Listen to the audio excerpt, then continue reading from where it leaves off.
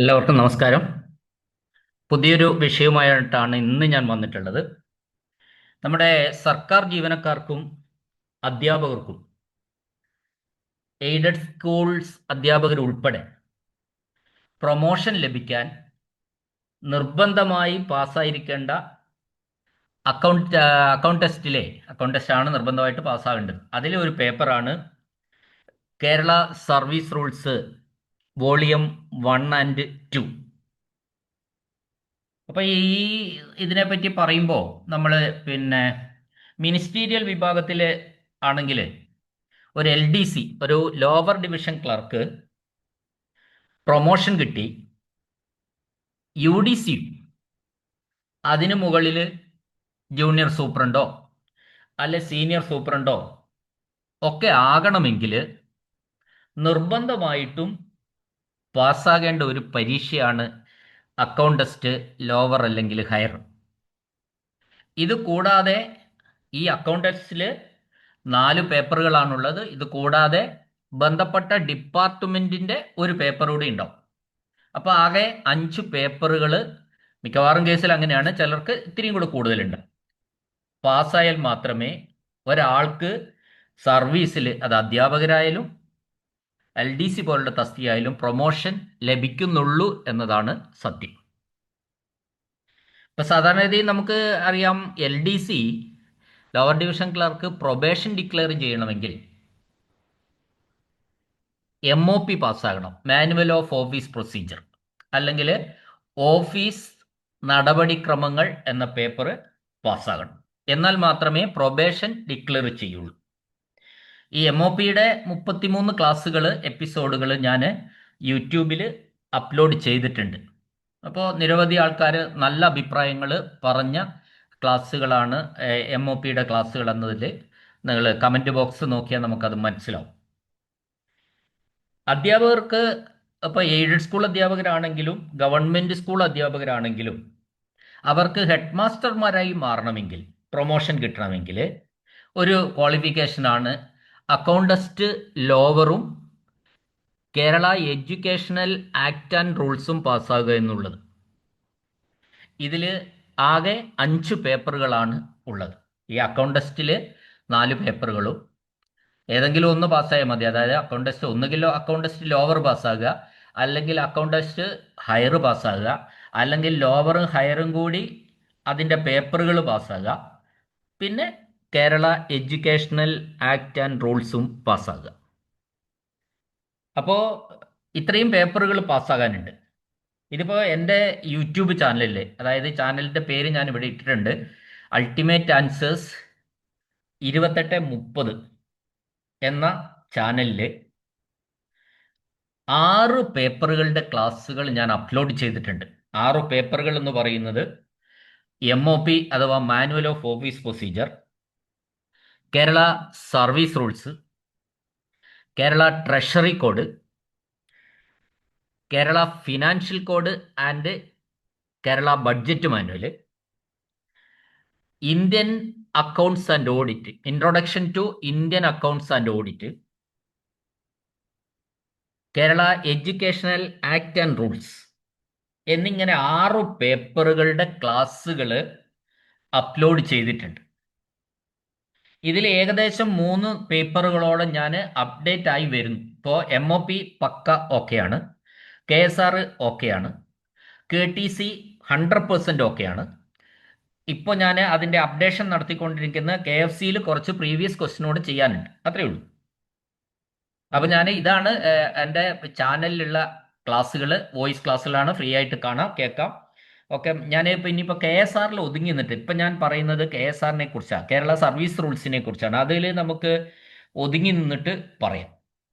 ഇപ്പം Kerala service rules എന്ന് പറയുന്നത് സർക്കാർ ജീവനക്കാരുടെയും അധ്യാപകരുടെയും ശമ്പളം, ലീവ്, യാത്രാ ബത്തുകൾ, പെൻഷൻ, അതിൽ തന്നെ ഫാമിലി പെൻഷൻ എന്നിവയെ മൊത്തത്തിൽ അതിൻ്റെ പിന്നെ സർവീസ് എസ്റ്റാബ്ലിഷ്മെന്റ് അങ്ങനെയുള്ള കാര്യങ്ങളെക്കുറിച്ചാണ് പറയുന്നത്. അപ്പം ഇതിൽ ഈ കേരള സർവീസ് റൂൾസിൽ സാധാരണഗതിയിൽ ജനങ്ങൾക്ക് വേണ്ടിയോ അല്ലെങ്കിൽ സംസ്ഥാനത്തിന് വേണ്ടിയോ ഉള്ള ഒരു കാര്യവും ഇതിൽ ഇല്ല. അപ്പോൾ എസ് ആറിൽ, കേരള സർവീസ് റൂൾസിൽ രണ്ട് പുസ്തകങ്ങളാണ് ഉള്ളത്. അത് Kerala service rules volume 1, Kerala service rules volume 2 എന്നിങ്ങനെ രണ്ട് പുസ്തകങ്ങൾ. പരീക്ഷ objective type multiple choice questions ആണ്. ചോദ്യം, അതിന് 4 ഉത്തരങ്ങൾ നൽകിയിട്ടുണ്ടാവും. ഓൺലൈൻ പരീക്ഷയാണ്. നമ്മൾ അവർ പറയുന്ന സെന്ററിൽ പരീക്ഷയ്ക്ക് ഹാജരാവണം. ഓൺലൈനാണ് പരീക്ഷ നടക്കുന്നത്.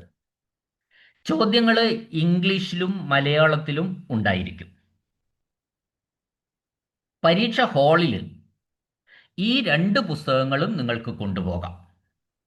കേരള സർവീസ് റൂൾസിൻ്റെ വോളിയം 1 പുസ്തകവും, ഗവൺമെൻറ് പബ്ലിക്കേഷനാണ് വേണ്ടത്. കേരള സർവീസ് റൂൾസ് വോളിയം 2 രണ്ട് പുസ്തകങ്ങളും നിങ്ങൾക്ക് പരീക്ഷ ഹാളിൽ കൊണ്ടുപോയി റഫർ ചെയ്ത് വേണമെങ്കിൽ പരീക്ഷ എഴുതാം. പക്ഷേ അതുകൊണ്ട് പിന്നെ വലിയ കാര്യം ഉണ്ടാവില്ല. കാരണം ഒബ്ജക്റ്റീവ് ടൈപ്പ് ക്വസ്റ്റ്യൻ ആയതുകൊണ്ട് പരീക്ഷ പാസ്സാകണമെങ്കിൽ ഈ പുസ്തകത്തിൽ നോക്കി എല്ലാം കണ്ടുപിടിക്കലൊന്നും നടക്കുന്ന കാര്യമല്ല. അപ്പോൾ അങ്ങനെ പാസ്സാകണമെങ്കിൽ, എസ് ആറിൻ്റെ പരീക്ഷ പാസ്സാകണമെങ്കിൽ നമ്മൾ പിന്നെ കാര്യങ്ങളെക്കുറിച്ച് നല്ല ധാരണയുണ്ടാവുക എന്നുള്ളത് ആണ് പ്രധാനമായിട്ട്.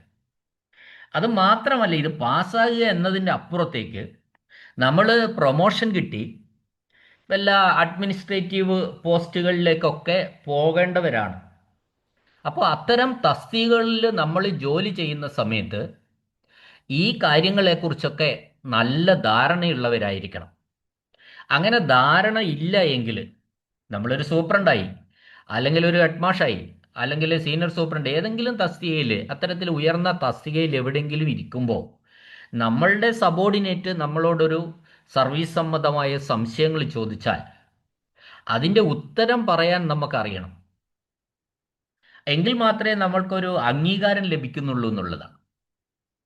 അപ്പോൾ അതുകൊണ്ട് നമ്മൾ ഇത്തരം കാര്യങ്ങളിൽ ഒരു സാമാന്യ വിവരം എല്ലാ ജീവനക്കാരും ഉണ്ടാകണം, എല്ലാവർക്കും ഉണ്ടാകണം. പരീക്ഷ പാസ്സാകുകയും വേണം. ഇതിനെപ്പറ്റിയൊക്കെ മൊത്തത്തിലൊരു ധാരണ ഉണ്ടാവുകയും വേണം. അപ്പം നിരന്തരമായിട്ട് ഈ ധാരണ ഉണ്ടാവുക എന്ന് പറയുന്നത് നമ്മൾ കാര്യങ്ങൾ മനസ്സിലാക്കുകയും വായിക്കുകയും പിന്നെ നമ്മളുടെ സഹപ്രവർത്തകരുടെ കാര്യങ്ങൾ, സർവീസ് കാര്യങ്ങളൊക്കെ മനസ്സിലാക്കുകയും ചെയ്യുകയൊക്കെ ചെയ്യുമ്പോൾ മാത്രമേ ഇതിനെ സംബന്ധിക്കുന്ന ഒരു സാമാന്യ ധാരണ നമുക്ക് ഉണ്ടാവുകയുള്ളൂ. ഇനി എനിക്ക് പറയാനുള്ള കാര്യം, ഈ അക്കൗണ്ട് ടെസ്റ്റ് എന്ന് പറയുന്നത് 4 പേപ്പറാണ്. ആ അക്കൗണ്ട് ടെസ്റ്റ് ലോവറും ഉണ്ട്, അക്കൗണ്ട് ടെസ്റ്റ് ഹയറും ഉണ്ട്.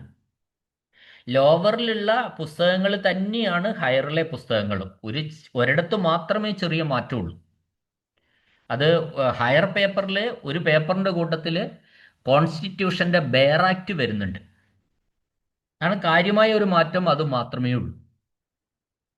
ഇനി അപ്പോൾ അപ്പോൾ അക്കൗണ്ട് ടെസ്റ്റ് ലോവറിൽ KSR പരീക്ഷയുണ്ട്, അക്കൗണ്ട് ടെസ്റ്റ് ഹയറിലും എന്തുണ്ട്, KSRൻ്റെ പരീക്ഷയുണ്ട്. അപ്പോൾ ഇതിലേതെങ്കിലും ഒന്ന് പാസ്സായാൽ മതി. ചില സന്ദർഭത്തിൽ ലോവർ എളുപ്പമായിരിക്കും, ഹയർ ബുദ്ധിമുട്ടായിരിക്കും. ചില സമയത്ത് ഹയർ എളുപ്പമായിരിക്കും, ലോവർ ബുദ്ധിമുട്ടായിരിക്കും. ചില സമയത്ത് രണ്ടും ബുദ്ധിമുട്ടായിരിക്കും, ചില സമയത്ത് രണ്ടും എളുപ്പമായിരിക്കും. അപ്പോൾ അതുകൊണ്ട് ജീവനക്കാരെന്ത് ചെയ്യും എന്ന് പറഞ്ഞാൽ ഈ രണ്ട് പേപ്പറുകളും ഒരുമിച്ച് അപേക്ഷിക്കാം. അപ്പോൾ ഒന്നുകിൽ ലോവർ കിട്ടിയില്ലെങ്കിൽ അതിൻ്റെ കറസ്പോണ്ടിങ് ഹയർ കിട്ടിയാൽ മതി. അത് മൊത്തം ലോവർ പാസ്സായതിന് തുല്യമാവും, എല്ലാ പേപ്പറും അങ്ങനെ ആയാലും. അപ്പോൾ ഏതെങ്കിലും ഒരെണ്ണത്തിൽ ലോവറോ ഹയറോ കിട്ടിയാൽ മതി. അപ്പോൾ അങ്ങനെ അത് മൊത്തത്തിൽ കണക്ക് കൂട്ടുമ്പോൾ അക്കൗണ്ട് ടെസ്റ്റ് ലോവറായിട്ട് എടുക്കും. ഇപ്പോൾ കേരള ഫിനാൻഷ്യൽ കോഡിൽ ഹയർ കിട്ടി, ലോവർ കിട്ടിയില്ല, അപ്പോൾ KFC പാസ്സായതായിട്ട് നമുക്ക് കണക്കാക്കാം. സർവീസ് റൂൾസിൽ ലോവർ കിട്ടി, ഹയർ കിട്ടിയില്ല, അപ്പോൾ KSR പാസ്സായി. ഇങ്ങനെ എല്ലാ പേപ്പറുകളും പാസ്സായാലും മതി. അപ്പോൾ ആൾക്കാർ 2 പേപ്പർ അപ്ലൈ ചെയ്യാൻ കാരണം ഏതെങ്കിലും ഒന്നും ബുദ്ധിമുട്ടായിപ്പോയാൽ ഹയർ എഴുതാലോ എന്ന് വിചാരിച്ചിട്ടാണ്. ഇത് കൂടാതെ ഈ എക്സിക്യൂട്ടീവ് ഓഫീസർമാർക്ക് 2 പരീക്ഷയുണ്ട്. ആകെ 2 പരീക്ഷയെ എക്സിക്യൂട്ടീവ് ഓഫീസർമാർക്കുള്ളൂ. അപ്പോൾ അതിൽ എക്സിക്യൂട്ടീവ് ഓഫീസർമാരെന്ന് പറയുന്നത് എന്താരാന്ന് വെച്ചാൽ നേരിട്ട് ഗസറ്റഡ് ഓഫീസർ തസ്തികയിലേക്ക് വരുന്നവരാണ് എക്സിക്യൂട്ടീവ് ഓഫീസർമാർ എന്നുകൊണ്ട് ഉദ്ദേശിക്കുന്നത്. നേരിട്ട് ഗസറ്റഡ് ഓഫീസർ തസ്തികയിലേക്ക് വരും. അപ്പോൾ അത്തരം ആൾക്കാരെ സംബന്ധിച്ചിടത്തോളം അവർക്ക് 2 പേപ്പർ എഴുതിയാൽ മതി. അതിലൊന്ന് കേരള സർവീസ് റൂൾസാണ്, മറ്റൊന്ന് കേരള ഫിനാൻഷ്യൽ കോഡുമാണ്. അപ്പോൾ എക്സിക്യൂട്ടീവ് ഓഫീസർമാരെ സംബന്ധിച്ചിടത്തോളം അക്കൗണ്ടസ്റ്റ് ലോവറിലുള്ള KSR പാസ്സായാൽ പോരാ, അക്കൗണ്ടസ്റ്റ് ഹയറിലുള്ള KSR പാസ്സായാൽ പോരാ, അവർ എക്സിക്യൂട്ടീവ് ഓഫീസർമാരുടെ KSR തന്നെ പാസ്സാവണം. അപ്പോൾ അത് പറയുമ്പോൾ തന്നെ അതിൽ മനസ്സിലായല്ലോ, എക്സിക്യൂട്ടീവ് ഓഫീസർമാരുടെ KSR എന്ന് പറയുന്നത് ഒരു ഇത്തിരി കൂടി ഗ്രേഡ് കൂടിയ ക്വസ്റ്റ്യൻസ് ആയിരിക്കും അതിലുണ്ടാവുക. എന്നാൽ വളരെ ഈസി ക്വസ്റ്റ്യൻ ഞാൻ ചില ചോദ്യപേപ്പറൊക്കെ അങ്ങനെയും കണ്ടിട്ടുണ്ട്. അപ്പോൾ എന്നാൽ തിരിച്ച് ഈ അക്കൗണ്ടസ്റ്റ് ലോവറും ഹയറോ വേണ്ട ആൾക്കാർക്ക് ഏത് പറ്റുകയില്ല, എക്സിക്യൂട്ടീവ് ഓഫീസർമാരുടെ പേപ്പർ എഴുതിയിട്ടും കാര്യമില്ല. ഇങ്ങനെയാണ് അതിൻ്റെ ഒരു സ്ഥിതി. അപ്പോൾ 3 തരത്തിലുള്ള ഗ്രേഡിലുള്ള ആൾക്കാർക്കുള്ള KSR 3 പ്രധാനമായിട്ട് ഇതിലൊക്കെയാണ്. പിന്നെയുണ്ട് മറ്റ് ചില കാറ്റഗറികളിലൊക്കെ അല്ലാതെയും വരുന്നുണ്ട്. അപ്പോൾ ഇതാണ് KSRൻ്റെ ഒരു സ്ഥിതി എന്ന് പറയുന്നത്. അപ്പോൾ ഈ 3 പരീക്ഷയ്ക്കും വേണ്ടിയിട്ടുള്ള ക്ലാസ്സാണ് ഞാൻ അപ്ലോഡ് ചെയ്തിട്ടുള്ളത്. അക്കൗണ്ടസ്റ്റ് ലോവർ പരീക്ഷ എഴുതാൻ പറ്റും, അക്കൗണ്ടസ്റ്റ് ഹയർ പരീക്ഷ എഴുതാനുള്ള കണ്ടന്റുകൾ, എക്സിക്യൂട്ടീവ് ഓഫീസർമാർക്കുള്ള കേരള സർവീസ് റൂൾസിൻ്റെ കണ്ടന്റ് പരീക്ഷകൾ എഴുതാൻ വേണ്ടിയിട്ടുള്ള ക്ലാസ്സുകളാണ് ഞാൻ എൻ്റെ ചാനലിൽ അപ്ലോഡ് ചെയ്തിട്ടുള്ളത്. വോയിസ് ക്ലാസ്സുകളാണ്. അപ്പോൾ ഈ വോയിസ് ക്ലാസ്സുകൾ ഉള്ളത് കൊണ്ടുള്ള ഒരു നെഗറ്റീവ് എന്താന്ന് പറഞ്ഞാൽ, വളരെ ചെറിയ പ്രോബ്ലംസ് ചിലപ്പോൾ വന്നപ്പോൾ അത് നിങ്ങൾക്ക് ചെയ്ത് കാണിക്കാൻ വേണ്ടി കഴിയില്ല. ഇപ്പോൾ പ്രോബ്ലം വരുന്നത് ഒന്ന്, പിന്നെ യാത്രാബത്തയിൽ ട്രാവലിംഗ് അലവൻസിലാണ് ചെറിയൊരു പ്രോബ്ലം വരിക. പിന്നെ ഉള്ളത് ഫിക്സേഷൻ 28A ഫിക്സേഷൻ എന്ന് പറയുന്ന ശമ്പള ഫിക്സേഷൻ പ്രോബ്ലം വന്നാൽ, അതേപോലെ പെൻഷനൊക്കെ നമുക്ക് വലിയ മനസ്സിൽ കണക്കൂട്ടി പറയാവുന്നേ ഉള്ളൂ പെൻഷനൊക്കെ. എന്നാൽ പോലും ഒരു 4, 5, 6 പ്രോബ്ലത്തിൽ കൂടുതൽ KSRൽ വരുന്നില്ല എന്നുള്ളതാണ് സത്യം. അപ്പം ഈ പ്രോബ്ലങ്ങൾ നിങ്ങൾ ഒരു കാലത്തും ചെയ്ത് പഠിച്ചിട്ടില്ലെങ്കിൽ പോലും ഒരു 80-85 മാർക്ക് വാങ്ങാൻ ഒരു ബുദ്ധിമുട്ടില്ല. പരീക്ഷയ്ക്ക് നെഗറ്റീവ് മാർക്ക് ഉണ്ട് എന്നുള്ളത് ഒരു കുഴപ്പമാണ്. നമ്മളത് പരീക്ഷ എഴുതുന്ന സമയത്ത് നമുക്കറിയുന്ന ഉത്തരങ്ങൾ മാത്രം എഴുതുക, പുസ്തകങ്ങൾ റെഫർ ചെയ്തും എഴുതാം. പിന്നെ നമ്മൾ നേരത്തെ പരീക്ഷ പാസ്സാകാൻ 40% മാർക്ക് മതി. 40 മാർക്ക് അല്ലെങ്കിൽ 40% മാർക്ക്. ചില ക്വസ്റ്റ്യൻസ് ഒക്കെ ഡിലീറ്റ് ചെയ്തിട്ടുണ്ടാവും. അപ്പം നമുക്ക് 40% കിട്ടിയാൽ മതി. അപ്പോൾ അങ്ങനെ കിട്ടുന്ന സമയത്ത് നമ്മളിപ്പോൾ ഒരു എക്സാമ്പിൾ പറഞ്ഞാൽ, നമ്മളിപ്പോൾ ഒരു പിന്നെ 45 മാർക്ക് നമുക്ക് കിട്ടി. അപ്പോൾ 45 മാർക്ക് കിട്ടി പരീക്ഷ എഴുതിക്കൊണ്ടിരിക്കുകയാണ് നമ്മൾ, ഓൺലൈൻ പരീക്ഷകളൊക്കെ എഴുതി. അപ്പം നമ്മൾ വീണ്ടും ഇനിയും സമയം അരമണിക്കൂർ ബാക്കിയുണ്ട്. അങ്ങനെ നമ്മൾ വീണ്ടും കുറച്ച് ചോദ്യങ്ങൾ കൂടി എടുത്ത്, വലിയ ഉറപ്പൊന്നുമില്ല, ഏകദേശം ശരിയായിരിക്കുമെന്നൊക്കെ കണക്കൂട്ടി ഊഹിച്ച് ഉത്തരങ്ങൾ മാർക്ക് ചെയ്ത് അയച്ചു. ഫലത്തിൽ നമ്മൾ തോറ്റുപോയി. അപ്പോൾ അറിയാത്ത ഉത്തരങ്ങൾ എഴുതുമ്പോൾ നമ്മൾ നമ്മളെ തന്നെ തോൽപ്പിക്കുകയാണ്. അത് എപ്പോഴും ഈ പരീക്ഷയിൽ ശ്രദ്ധിക്കേണ്ട കാര്യങ്ങളാണ്. അപ്പോൾ ഈ വോയിസ് ക്ലാസ് ഞാൻ പറഞ്ഞല്ലോ, വോയിസ് ക്ലാസ്സുകൾ ഇടുമ്പോൾ നിങ്ങൾക്ക് പിന്നെ യാത്ര ചെയ്യുമ്പോഴോ അല്ലെങ്കിൽ കിച്ചണിൽ ജോലികളൊക്കെ ചെയ്യുമ്പോഴോ ഒക്കെ കേൾക്കാവുന്ന തരത്തിലാണ് ഈ ക്ലാസ്സുകൾ അറേഞ്ച് ചെയ്തിട്ടുള്ളത്, ഞാൻ എടുത്തിട്ടുള്ളത്. 41 എപ്പിസോഡുകളാണ് ഇപ്പോൾ അപ്ലോഡ് ചെയ്തിരിക്കുന്നത്. ഇനിയും അതിൽ ഈ അപ്ഡേഷൻസ് വരും. പരീക്ഷയുടെ അടുത്ത ദിവസങ്ങളിൽ ഞാൻ ഈ പ്രധാനപ്പെട്ട 100-200 പോയിന്റുകൾ ഒരിക്കൽ കൂടി പറഞ്ഞു തരാം. പിന്നെ കേൾക്കുന്നവർ ഈ KSRൻ്റെ ക്ലാസ്സുകളൊക്കെ കേൾക്കുന്നത് നിർബന്ധമായിട്ടും കേൾക്കേണ്ട ഒരു സെക്ഷനാണ് പ്രീവിയസ് ക്വസ്റ്റ്യൻ. പ്രീവിയസ് ക്വസ്റ്റ്യൻ നിങ്ങൾ കേൾക്കാതെ പോവുകയും ചെയ്യരുത്. ക്ലാസ്സുകൾ മാത്രം കേട്ടാൽ പോരാ, പ്രീവിയസ് ക്വസ്റ്റ്യനും കേട്ടു. അപ്പം നിങ്ങൾ ക്ലാസ്സുകൾ കേട്ട് നോക്കുക. എൻ്റെ ക്ലാസ്സുകൾ കേട്ടിട്ട് നിങ്ങൾക്കൊരു 80 മാർക്ക് കിട്ടാൻ പിന്നെ ഒരു ബുദ്ധിമുട്ടും ഉണ്ടാവില്ല. ഏറ്റവും നല്ല ക്ലാസ്സാണ് ഞാൻ ഇട്ടിരിക്കുന്നത് എന്നാണ് ഞാൻ പറയുക. അത് നിങ്ങൾ കേൾക്കുമ്പോൾ മാത്രമേ അത് പൂർണ്ണമാവുള്ളൂ. ആ പറച്ചിൽ പൂർണ്ണമാകണമെങ്കിൽ നിങ്ങൾ ഈ ക്ലാസ്സുകൾ കേൾക്കണം. കേട്ടിട്ട് നിങ്ങൾ അഭിപ്രായം കമൻറ്റ് ബോക്സിൽ പറയുക. അപ്പോൾ അതാണ് ഇതിനെ സംബന്ധിച്ച് പറയാനുള്ളത്. ഇനി പറയാനുള്ള കാരണം എന്താണെന്ന് വെച്ചാൽ, ഈ വീഡിയോയുടെ കമൻറ്റ് ബോക്സിൽ ആദ്യത്തെ ഏറ്റവും ടോപ്പിലായിട്ട് ഞാൻ ഈ 41 KSRൻ്റെ 41 ക്ലാസ്സുകളുടെയും എപ്പിസോഡുകളുടെയും ലിങ്ക് ഞാൻ പിൻ ചെയ്ത് വെക്കുന്നുണ്ട് കമൻറ്റ് ബോക്സിൽ. ആ ഒറ്റ ലിങ്കിൽ നിങ്ങൾക്ക് 41 എപ്പിസോഡുകൾ ക്രമത്തിൽ കാണാം.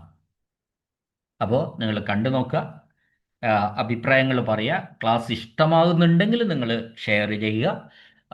എന്തായാലും നമുക്കത് കേട്ടാലല്ലേ പറയാൻ പറ്റുള്ളൂ. കേട്ടു നോക്ക്. ഓക്കെ.